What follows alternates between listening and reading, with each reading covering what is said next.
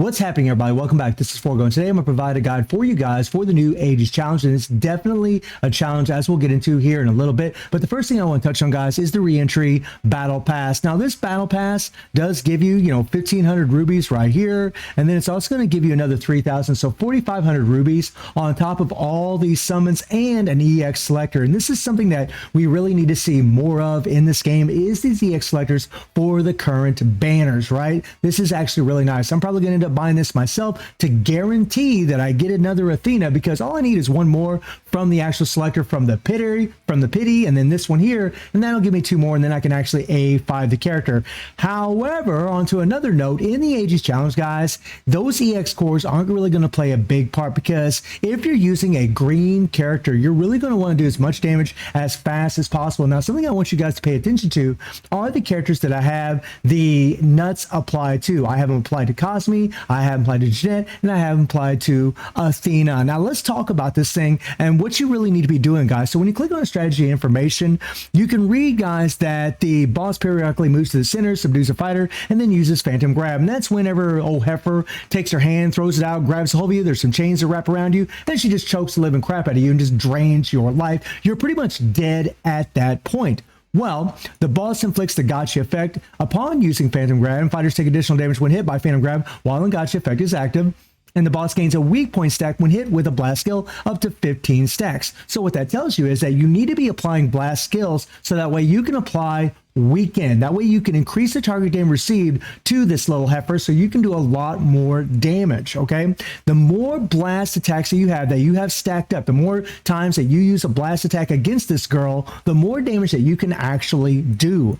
Now, weaken is applied at the max weak point stacks, increasing the boss's damage taken, right? And the weaken effect is removed when the boss uses phantom grab. So whenever she uses the phantom grab, you will lose all those stacks of blast that you apply to apply the weaken, and that is not good. So what that tells you, guys, especially if you're using a green, because a green has an advantage to this girl, is that you want to run through your characters as fast as possible to apply as many buffs as possible before you bring in your main green damage dealer before she does the phantom grab. If she does that phantom grab, it's going to screw up your entire rotation. Now, if you're using other colors other than green, then unfortunately, you're going to have to let a character be sacrificed. Now, the reason that we have these nuts, guys, is so that way whenever you do get caught in the phantom grab, you can tap the living hell out of the screen and then hopefully get her to let go of you, and maybe your character can survive. However, guys, on the PC client, this is a real nightmare, because if you're like me and you're playing with a controller, there's nothing really mapped to where you can actually do this. Now, I haven't really investigated this too much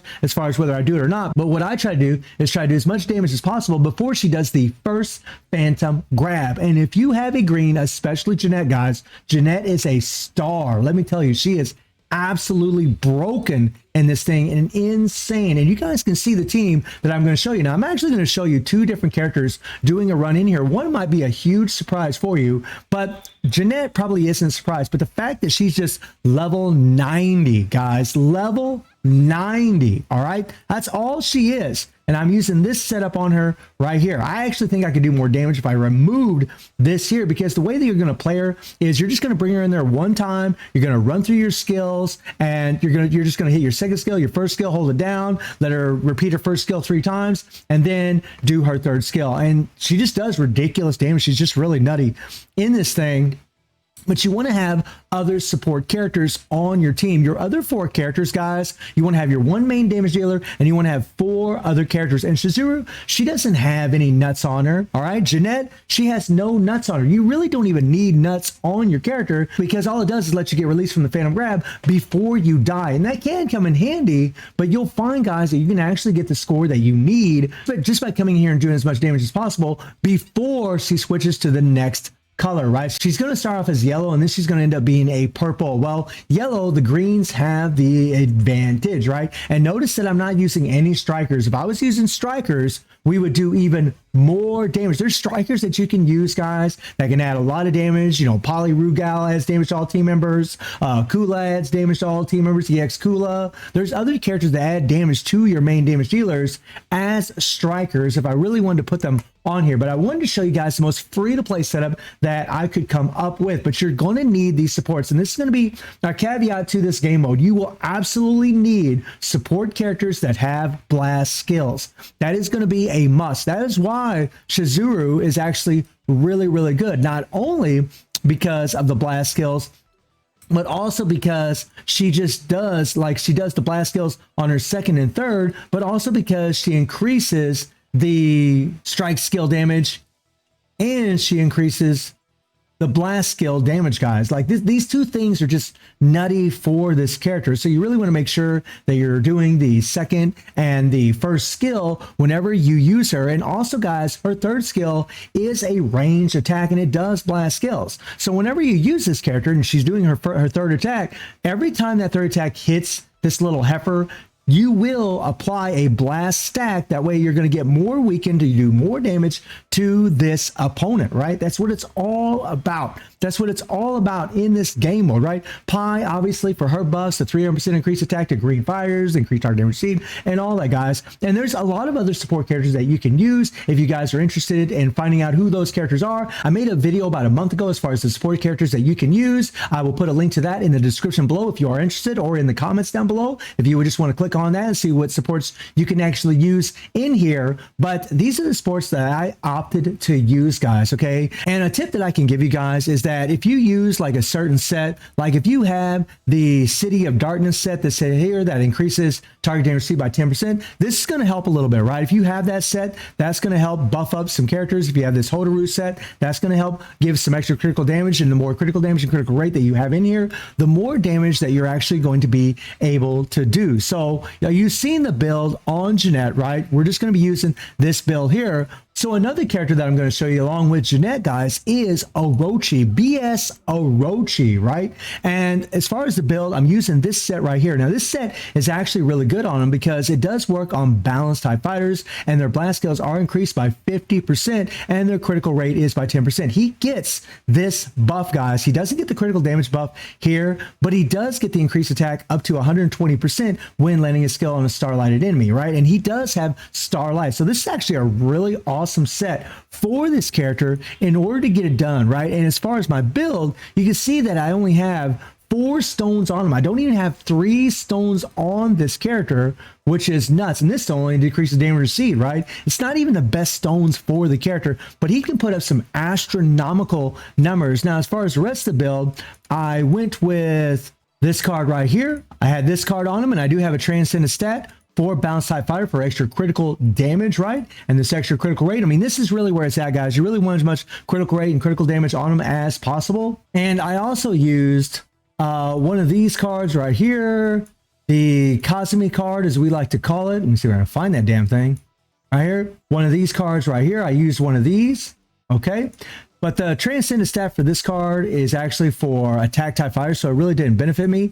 So this is actually what is set up. I actually clicked over the other one there, which was a bit of a mistake, but let me find this thing. So this is the setup that I had whenever I did the run that I'm going to show you guys here in a little bit, right? These cards right here on this character, those stones on him, right? He is level 70, but just to show you that a BS or SS character can actually do really well in here if played properly. And that's kind of the thing, guys. Like, he's not going to have nuts applied to him either, right? He can't even have nuts applied to him. He's not in there. And that is something that is nice about this particular event versus the other events that we had, because in the other events, if you didn't have nuts on characters, you just were groggy and you couldn't do anything and you couldn't switch to your other characters. Whereas in this game mode, you actually can, right? You can actually switch to your other characters and use them. So that's actually really good. The caveat is that this old girl doesn't get groggy herself. She keeps attacking. And that's kind of the thing about this girl, is that you always want to be behind her. You really need to be able to anticipate what she's actually doing, guys, in order to do as much damage as possible. So let me show you guys the run, what we actually did here, okay? So let's bring it up and let's rock and roll, okay? So as you guys can see, I started off with Shizuru, right? Now, if you notice, guys, up in the top corner right there under her life bar, there's a little stack that shows a 6 on it, right? That is where your blast skills are at. We got 6 stacks of blast applied right now from Shizuru, and I switched to Pai Chin, okay? And you're going to see that number escalate up as we run through these other characters if they have blast skills on him. You can see that Pai Chin has blast on her second skill and on her first skill, so we can easily get 2 stacks from her, right? Okay. And then we break out Cosme. Cosme applied a couple more stacks, right? And then we bring in Jeanette. We only had 8 stacks right there, guys. 9 stacks, 10 stacks, 11, 12 stacks right there. And look at the damage that Jeanette is doing. Okay, it's all about speed, bringing in your character and making sure you get behind this heifer to do as much damage as possible. That's what it's all about. Applying your buffs and getting behind her, right? Okay, so because the heifer is still yellow, that's why I keep calling her the heifer, right? Because she's still a yellow, I want to keep playing. Now, unfortunately, right, my Pai Chin is going to die. Now, her buffs last a good while, but she is going to die, right? Now, what I should have done really with Athena is I should have used Athena right before I used Jeanette, and I think it would have actually done more damage. But this is a level 90 character that you're watching. This is about as free to play as it gets, my friends, about as free to play as it gets. There are players out there, shout out to Sultry, that actually did 200 billion damage with a level 90 Jeanette with pretty much about the same team as what I'm using, right? I think pretty much the same characters. Look at that. 120 billion from a level 90 character. If you're able to do that every day, then I think you're probably going to get that EX memory. I haven't figured up exactly how many points or how much of a score you actually need every day, but I mean, that's a pretty damn good score, especially for a level 90 character. That is insane, right? So this game mode really does suck because you have to be very, very fast. You have to always make sure that you're behind this girl, because if you're not behind her, she is going to smack you, one-shot you, and destroy you. She ignores all the immunity buffs. She debuffs you. She just murders you. And that's kind of the thing that's so difficult about this thing, right? That's what's so hard about it, is that she just one-shots everybody that she's in front of. No matter what their core passives are, she just one-shots them. So you always have to play very, very carefully and always be behind her, so that way you don't take any damage. You have to anticipate her attacks very, very well. And what that requires is for you to come in here and play this over and over and over until you finally learn her attacks. I had a hell of a time last night doing this, but the more I played it, the easier it actually got. So let me show you guys what Orochi does. Now, this is pretty damn wild what he does, right? Kind of carrying over from the previous video here. We'll switch over to the next one here in a second. All right, now watch this. Okay, so again, we're going to start with Shizuru. Now, I want you to watch those blast stacks. Okay, here we go. And we're going to switch to Pai. All right, we're going to use Cosme. Right, and you really want to apply as many of those stacks as you can. Right, you can see we got 5, 6, 7, 8 stacks. Right, and look at Orochi. Because he has blast skills, guys, he's just stacking left and right. We got 12 stacks of blast right now. I mean, look at that, guys. Look at the damage from this character, right? I know not all of you have a A7 Orochi, but it just goes to show you that you don't need an EX character. You can add, well, I mean, you do need EX characters as far as support, but as far as a damage dealer, you don't. If you have a leveled up Orochi, you can do extremely well in here. 260 billion.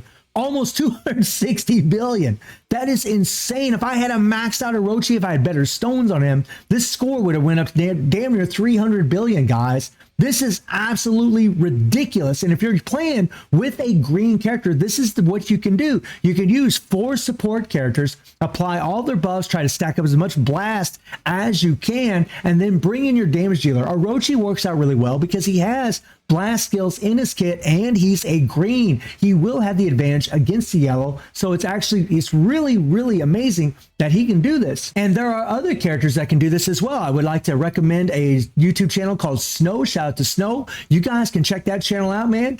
She's been putting out all kinds of great videos of Jackie getting it done, of BS Rugal getting it done, of Orochi getting it done, and a whole lot of other characters, man. I highly recommend it. I'll put a link to that in the description below as well, or I'll put it down in the comments down below so you guys can click on and watch it, because hopefully it will help you out as far as what you actually can do, because it is definitely not an easy game mode. It's pretty damn difficult because you do have to be very, very fast, and you do have to be very wary of this boss. You have to dodge and weave very, very well in order to get it done, because you cannot just stand in front of her and just face tank her. You can't do that. If you do that, you will die. And that's, you know, a lot of players, they've just gotten used to that kind of thing where they can just face tank over and over and over. Whereas now with this boss, you just can't do that. You have to get behind her, guys. Every time you do your attacks, you need to get behind her. Whichever character you're playing with, whenever you bring him in, always get behind her first. Do your attacks, switch to the next character, get behind her, do your attacks, switch to the next character, and so on. And when you get to your damage dealer, after applying all your support buffs, after applying all your blast stacks, start doing as much damage as possible. And you can try other green characters as well, as far as, you know, trying to get it done, guys. You can try other greens to get it done, right? We're trying to do as much damage as possible before she does that phantom grab, okay? You got characters like Jeanette you could try with. I tried it with EX Rigout, guys. He was absolute trash, at least so far from what I've seen. He was so bad. Oh my God, he was really, really bad, guys. But you could try Angel. Maybe I'll try a video with Angel or aegis, or maybe one of these other characters if you guys would like to see that, and let me know if you would. And I will try to do videos with other colored characters, but you're going to find, guys, when you're using the other color other than a green, that it will be much more difficult, because you really have to run around, dodge and weave a whole lot more to try to keep your characters alive, so that way you can bring in the damage dealer for the next upcoming color. So let me know how y'all doing in the game. Let me know how y'all doing in the aegis challenge. And I do stream on Twitch at 9 p.m. T2+7 time. The link is in the description below. And I hope you enjoyed the video. Thank you for watching. Y'all take care and have a good one. See everybody. Take care.